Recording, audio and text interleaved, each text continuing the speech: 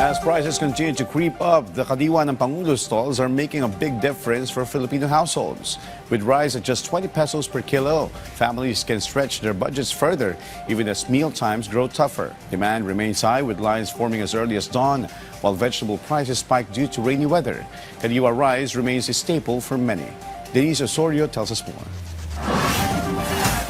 For Angie and her family, 300 pesos to 500 pesos a week simply doesn't stretch as far as it used to. There are only 4 of them at home, including her elderly mother. But with rising costs, even modest meals are becoming a challenge. Thanks to the President Ferdinand Marcos Jr.'s Kadiwa ng Pangulo stalls offering rice at just 20 pesos a kilo, they've been able to make their weekly budget go that little bit further.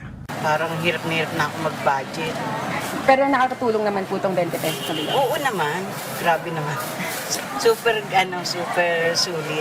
Over at Kamuning Market, grains retailer Javier, who runs one of the Kadiwa ng Pangulo stalls, says the cheap rice is flying off the shelves. On average, they're able to sell between 120 and 180 sacks of NFA rice each week. Tagal ho sila tangkilik ito at talagang gustong-gusto nila talagang medyo kulang ang outlet.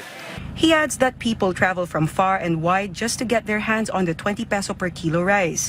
By 6 in the morning or often earlier, queues are already forming at the Kamuning stall, rain or shine, as Kadiwa runs from Tuesday to Saturday only, so demand is always high.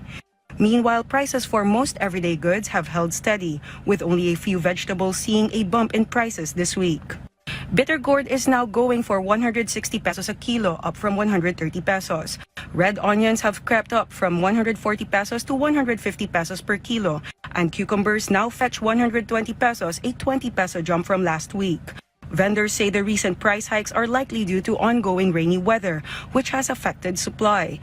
As for fish and meat, sellers report little to no change in pricing for now. Denise Osorio for the National Television Network for a new and better Philippines.